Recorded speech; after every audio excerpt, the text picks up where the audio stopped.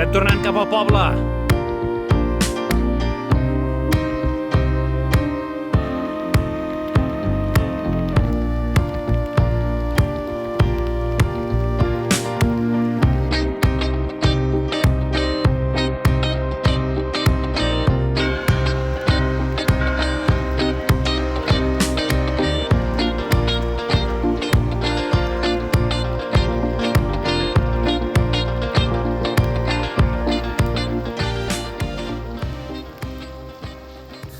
Molt bé, estem al bus, marxem de Meteora i anem direcció cap al Monolim. Arribarem avui al vespre, acamparem per allà i allà ens estarem un parell de dies.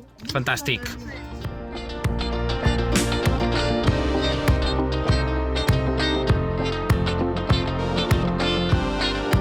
Adeu, bus! Adeu! Literalment, el bus ens ha deixat al mig del no-res. En aquesta autopista, el bus anava quasi ple i hem set els dos únics que hem baixat aquí.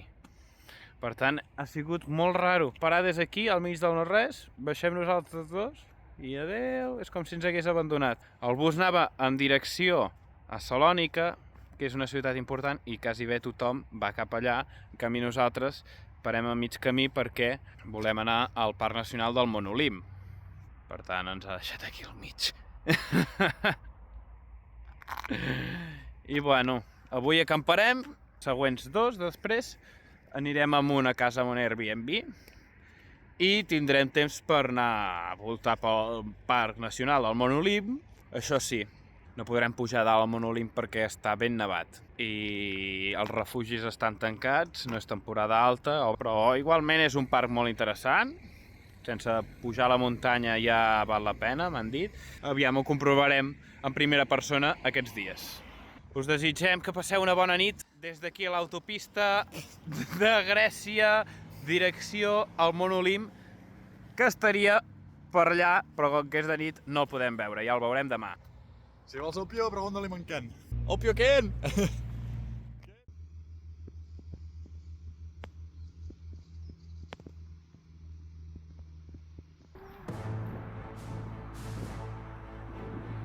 Bon dia!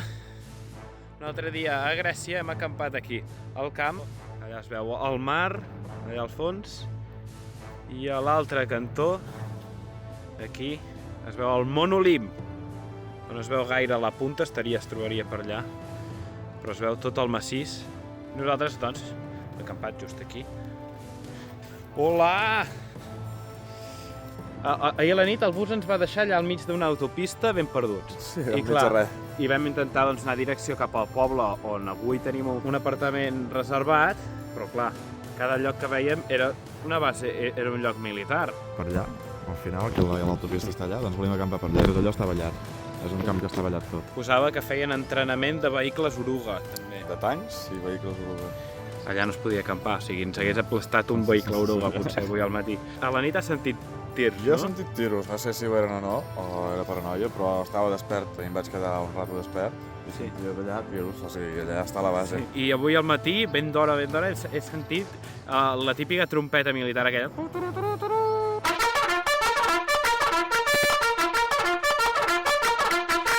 I ara per l'autopista aquella no paren de passar camions militars. Ens hem ficat al millor lloc per dormir. Sí, nosaltres hem instal·lat la nostra base allà. Home, hauria estat curiós que ens haguéssim vingut a despertar. Tot una infanteria allà al nostre acampament. Som espies catalans, de res. Però bueno, ara anem cap al poble, anem a l'Airbnb, sí. Preparar i també descansar, que portem un troter. Sí.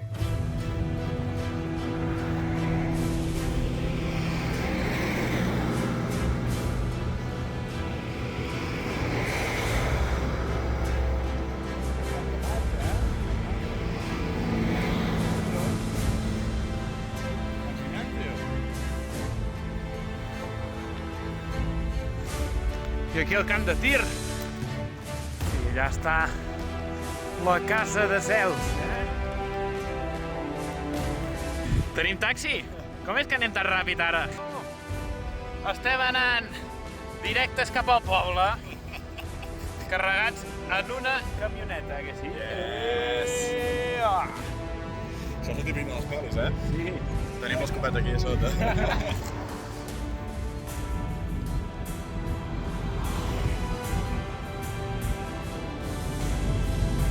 Ens ha salvat perquè teníem 3 quilòmetres per fer. Estem bastant rebentats. Jo, tot muscular, bastant cardat, ell més... No, sí, tinc moltes butllafes als peus.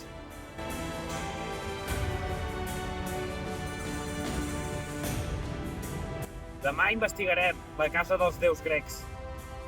Però avui podem descansar, cuidar una mica el cos, d'higiene i... Potser faré una menjadilla, exacte.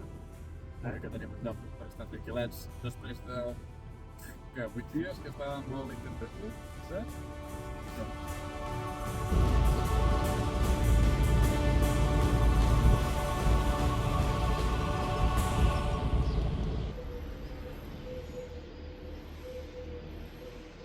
Vale, bon dia des del peu del Monolim. Estem a la població més pròxima. Hem dormit a Litohoro i demà també dormirem aquí. I avui aprofitarem per donar una volta i explorar la muntanya dels déus.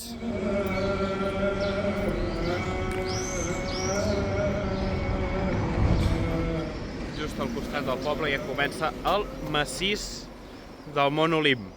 Perquè, clar, el Monolim no és que sigui una muntanya sola, sinó el Monolim és un massís, és un conjunt de muntanyes ajuntades totes, i el punt més alt és el pic Mítiques, que fa 2.918 metres. Això no sona tan bèstia, però penseu que el Monolim es troba just al costat del mar. És que es troba aquí mateix al mar, per tant, és una pujada molt abrupta, molt directa de cop. Per tant, imagineu-vos fa més de 2.000 anys, quan aquí hi havia la civilització de l'antiga Grècia, clar, veure aquest espectacular massís de cop alçar-se, que això creava doncs, tota una sèrie de llegendes i històries per explicar, no? Perquè abans tot s'explicava per mites, per històries explicades oralment, al voltant del foc, el que sigui, no? I es generaven doncs, moltes històries, tant per exemple per explicar les estrelles, per explicar les tempestes, i clar, veure aquesta gran muntanya de cop és fàcil d'entendre que sigui el punt on es trobin els déus de la mitologia grega, perquè, clar, és un cim que s'alça de cop i sempre cobert de núvols a dalt, no? Doncs era una mica misteriós i ple de llegendes al voltant.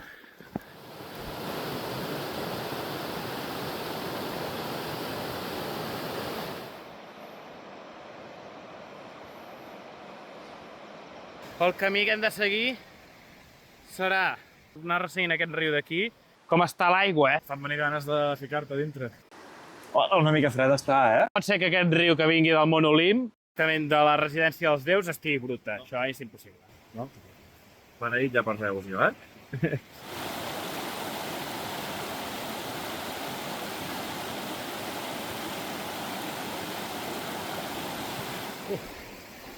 Creuarem el riu descalços. Està congelada. Sí? Aviam si els déus grecs ens curen... En en Joel li curen el turmell i a mi fan que els meus peus no li surtin mai més ampolles.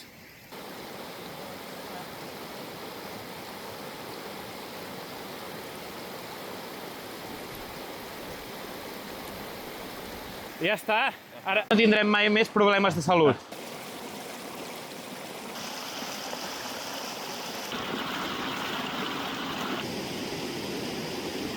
Com o no, ja típic amb nosaltres, les coses no en surten com volien.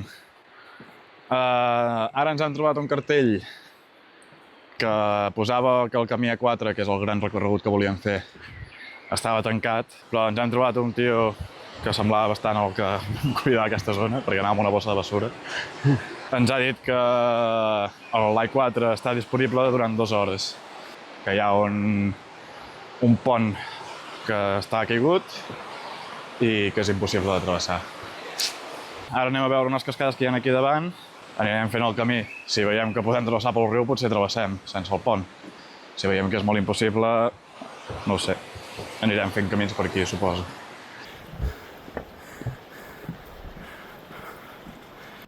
Clar, el Monolim no és només la muntanya més alta de Grècia i és aquell lloc així que té aquesta mística per ser com la residència dels déus, sinó que també és un parc nacional molt gran i és el primer parc nacional de la història de Grècia. O sigui, també té un interès natural. Si no t'interessa tant el senderisme o la mitologia, doncs també és interessant anar a fer una excursioneta per aquest parc.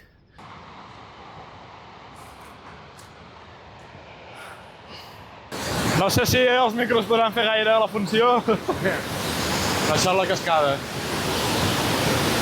És xula. Déu-n'hi-do. És un bon bitxo. Ara anirem a veure si el camí tancat podem passar.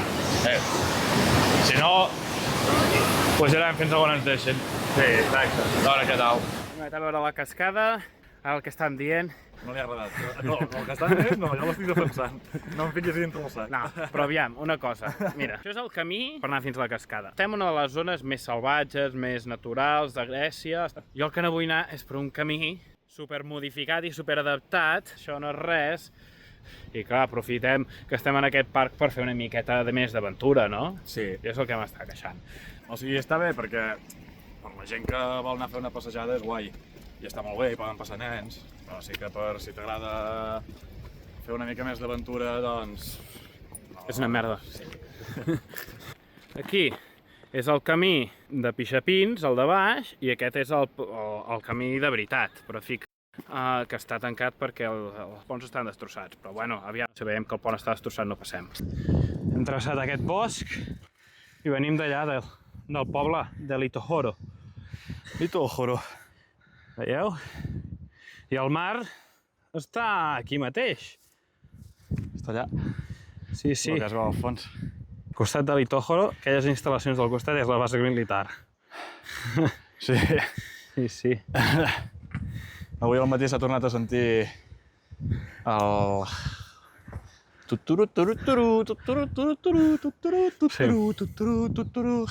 Però s'ha sentit a les 8 del matí, que tampoc... Que penses... Tard, tampoc us heu llevat tant d'hora, Potser és la segona crida, la dels cuiners. Ah, sí, no? Tot aquest arbre d'aquí? És ben taronja. És un eucaliptus, no? O alguna cosa així. No sé què és. O sigui, és tot d'aquest color, del tronc fins a dalt. Sí, sí. Curiós. Està aquí al mig sol, no n'hi ha cap més. Sí, això sí, algun botànic ens arriba a veure, que ens ho digui. Exacte. Comences a fer camí, comences a pujar molt i les vistes són increïbles, només de fer una hora de camí. O sigui que imagineu-vos, en temporada alta, quan es pugui pujar i no estigui nevat, o no estigui tan nevat al Monolim, doncs Ha de ser guapo, ha de ser espectacular.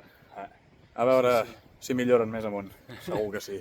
Al tanto, que estic a punt de veure Zeus, Mireu, allà es comença a nevar la cosa. Allà hi ha Escota 2000, segur. Sí. I rere aquests núvols, per allà ha d'estar el pic Mítiques, el més alt del Monolimp. Estem a les portes de l'Olimp. Sí. Afrodita, vine aquí! Que no em funciona Tinder! ¿Dónde está Cupido? Cupido és de... Sí, no, es diu Eros. Ah, Eros. Cupido és en romà. Sí. ¿Dónde está Eros? Eros, tírame una fletxa! Dame una fletxa, por favor! I l'altre no li tiris a ell, però que si no ens enamorarem. Som-hi. Ara fa una mica de baixada, Sort. Molt bé. Aprofitant que tenim aquestes grans vistes, per explicar una mica història mitològica, ja que ens trobem al Monolimp. Mireu, la mitologia grega és un liu de collons. O sigui, és impossible d'abarcar ni amb un vídeo d'una hora. Però, tot i així, es pot explicar una mica el tronc central d'aquests mites. Què passa? Que hi ha centenars i milers de déus. Els grecs tenien un déu pràcticament per qualsevol cosa. a part de déus, hi ha semideus, hi ha nimfes, hi ha criatures màgiques, hi ha herois amb superpoders, però tot i així intentarem explicar una mica la història dels déus principals. Segons el món grec, tot es va formar amb el déu del caos i amb varis déus primordials, per exemple, amb el déu del cel Urà i també la deessa de la terra Gea, doncs es va formar tot l'univers i el déu que va començar a regnar aquest univers va ser Urà, junt amb la seva dona, que era Gea.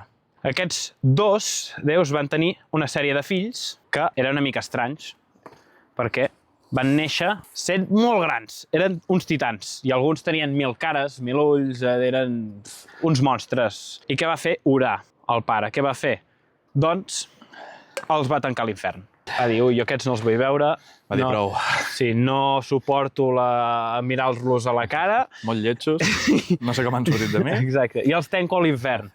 Què va fer, doncs, la mare? La mare al final li va saber greu i els va alliberar. I un d'aquests titans, que era Cronos, el déu del temps, doncs es va vengar del seu pare i què va fer? Li va tallar els ous. Va castrar el seu pare. I d'aquests ous, de les restes escrotals del seu pare, que van caure en el mar i amb l'espuma del mar, va néixer Afrodita, la deessa de l'amor i la bellesa.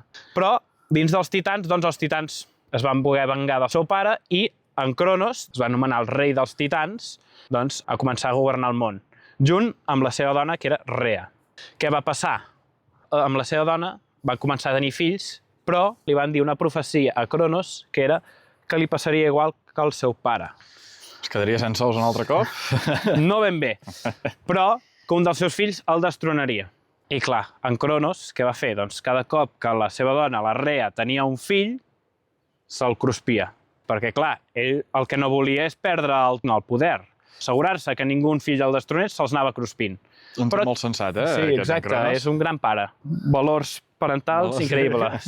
Què va passar? Doncs que la mare, és que sempre les deesses, les figures femenines són una mica més empàtiques. Sí. Al final se'n va cansar i va amagar un dels seus fills. No va deixar que Cronos se n'enterés que tenia un fill, ja se n'havia cruspit uns quants, doncs va amagar un. I aquest fill es deia Zeus. I què va passar? Doncs, com deia la profecia, quan Zeus es va fer gran, es va vengar del seu pare. I va passar un altre cop el mateix, doncs, que es va destronar el rei dels déus. Cronos va perdre el poder, va perdre el regne del món grec i Zeus va començar a governar. Aquest cop va conservar els ous, però Cronos. Sí. Per sort. Sí. El seu fill va ser una mica més amable que ell. Sí. Clar, va alliberar els seus germans, que s'havia cruspit el seu pare, i junt amb els seus germans doncs, van tenir una guerra amb els titans, que es diu, aquesta guerra és la titanomàquia, aquesta tercera generació de déus contra els titans, que és la segona generació, i van guanyar la tercera generació, que es diuen els déus olímpics. I aquests déus olímpics van tancar els titans un altre cop a l'infern i van començar a governar des d'aquí, des del món Olimp. Aquests són els que governen, en teoria, ara, i governaven durant la Grècia clàssica. Dels fills de Cronos, els tres més importants, un era evidentment Zeus i els altres dos eren Posidó i Hades. Aquests tres es van començar a repartir el món. Zeus es va quedar al cel i al món Olimp. Posidó es va quedar al mar i Hades va començar a governar l'inframón. Es van repartir les terres entre aquests tres germans. Hades no és considerat un dels déus olímpics perquè es troba dins de l'inframón, però els altres sí que es consideren déus olímpics i que n'hi ha 12. Imagineu-vos quants, Quants déus es troben allà a la residència dalt de la muntanya. Aquests 12 déus olímpics, un és Zeus, que és el rei dels déus, el déu del tro i del cel. L'altre és en Posidó, que és el rei de les aigües, del mar. L'altre és Hera, que és la dona de Zeus, la deessa de la família, del matrimoni. I trobem a Hermes, que és el déu del comerç, el missatger dels déus, que és un déu que porta unes bambes alades per anar d'un cantó a l'altre transportant els missatges. També tenim a Demeter, la deessa de l'agricultura. Tenim a Hest, el déu del foc, que era un déu una mica geperut, vivia dins d'un volcà. Trobem també a Ares, el déu de la guerra, Atenea, la deessa de la intel·ligència, de l'estratègia, també Afrodita, la deessa de l'amor i de la bellesa. Trobem Apol·lo, el déu del sol, i ens en falten 2. L'últim és el nostre preferit. Exacte. El deixem per allà. Un és Artemis, la deessa de la natura i de la caça, i l'últim és Dionís, el déu del vi, de la festa i de la disbauxa. Són aquests 12, o sigui que són uns quants, que governen les terres des d'aquí, des del món Olimp.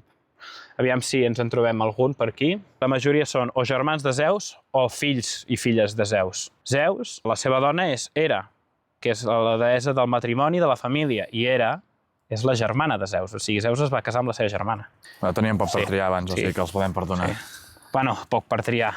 Zeus té un historial d'amors i de fills amb altres dones gegant. O sigui, tu pots obrir l'historial aquest i arribaria fins a baix al riu.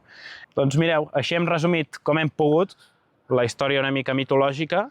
Si us interessa, n'hi ha centenars de mites increïbles. És la novel·la fantàstica potser més gran de la història. Sí, exacte, unes fantasies, bueno, que et volen la ment. I nosaltres seguirem explorant aquest gran parc, aviam què ens trobem. Tant de bo ens trobem una nimfa. Que a més, a la zona aquesta, si us hi fixeu el plànol que hi ha ara, semblen unes portes, no? Sí, exacte. És l'entrada.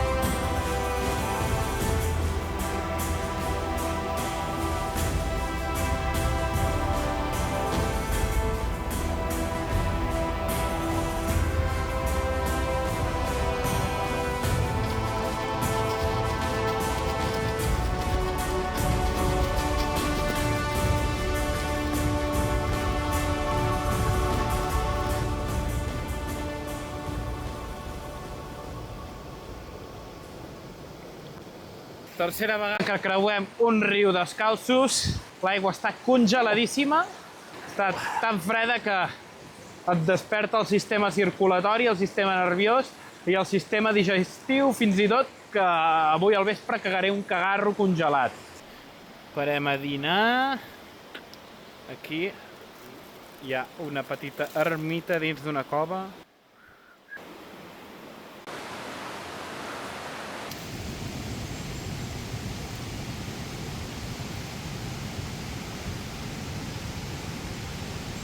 Molt bé. Bueno, hem arribat al punt, al nostre objectiu, que era en aquest monestir d'aquí. Què són, 10 quilòmetres? Hem fet 10 quilòmetres i mig, han set 5 horetes, però amb moltíssima calma. Hi ha els ponts tombats. Clar, i vas a passar pel riu, vas trobar les sabates, no sé què... I de desnivell? 1.200 rotllo acumulats i estem aquí a quasi bé 1.000. Exacte, no és una matada molt gorda. És impossible anar del poble al Monolimp ser una persona normal. O sigui, ni que siguis excursionista no fas això. Normalment et quedes al refugi. Que això només ho fan qui li han jornet, d'anar del poble. És que en qui li han jornet podria anar del mar fins a dalt al Monolimp, però normalment la gent el que fa és... La gent que és d'aquest planeta. Normalment arriba al poble i del poble va a peu fins aquí, passa per aquest monestir i després se'n va al refugi. I llavors al refugi es queda a dormir allà i llavors el dia següent puja al Monolimp, baixa, els queda una nit al refugi o baixa ja fins al poble també, perquè de baixada tardes menys.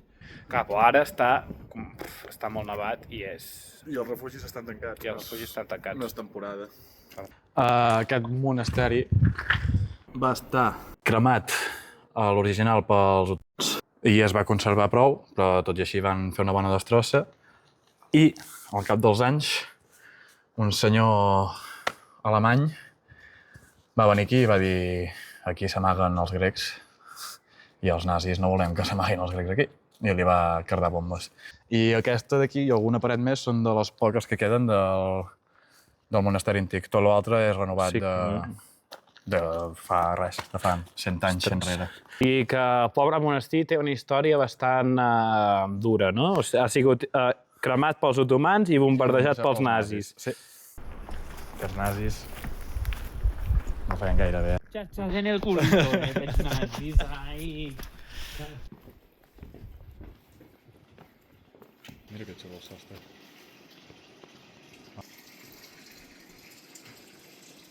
Tornem direcció al poble, a peu perquè no hem trobat a ningú allà que ens pogués portar. Desfarem camí. Esperem que no se'ns faci molt fosc, potser pel final del camí se'ns farà fosc. Llàstima que no se'ns ha aparegut cap déu. Potser transformat en algun animal, però clar, nosaltres no ens n'hem adonat, Així que ens despedim de la casa dels déus. Està aquí darrere aquestes muntanyes. Que us vagi bé la vida.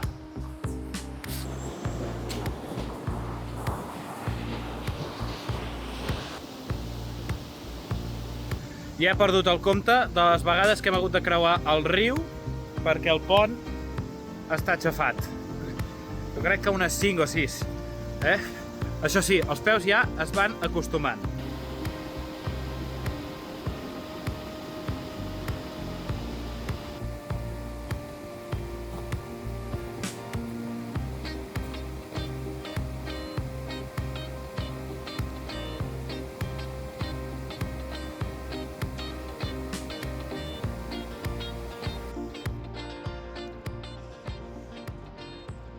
Per fi veiem la casa dels déus olímpics.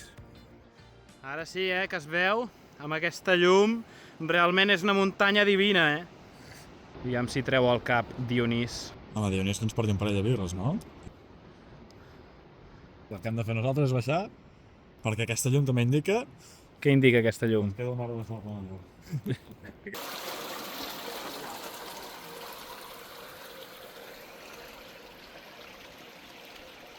A tope! Hem arribat al poble abans que es pongui el sol. Encara falta una miqueta, perquè encara hi ha bastanta llum. O sigui, li hem fotut un gas ara tornant. Demà ens hem d'aixecar a les 11 hem de marxar a les 11 del hostel. Sí, no. Una xopada d'ou ens faran. Mentalitzats abans que es pongui el sol i ho hem aconseguit. Si hagués sigut temporada més bona, doncs haguéssim intentat pujar a la muntanya, a dalt. No ha fet calor, no ha fet fred, hem anat així tot el rato, amb els pantalons curts i màniga curta, i hem estat, la veritat, que de conya. Però bueno, va, ara a sopar alguna cosa. Exacte. Que tenim gana, que ens hem menjat un entrepà tot el puto dia. Exacte, això és una altra cosa, això és un altre mèrit. Això no és un mèrit. Home, haver fet tots aquests quilòmetres a menjant un entrepà... Això és molt mala preparació de part nostra. Però bueno, va, que se'm cansa el braç. Ens veiem a una hora. Vinga, Vale.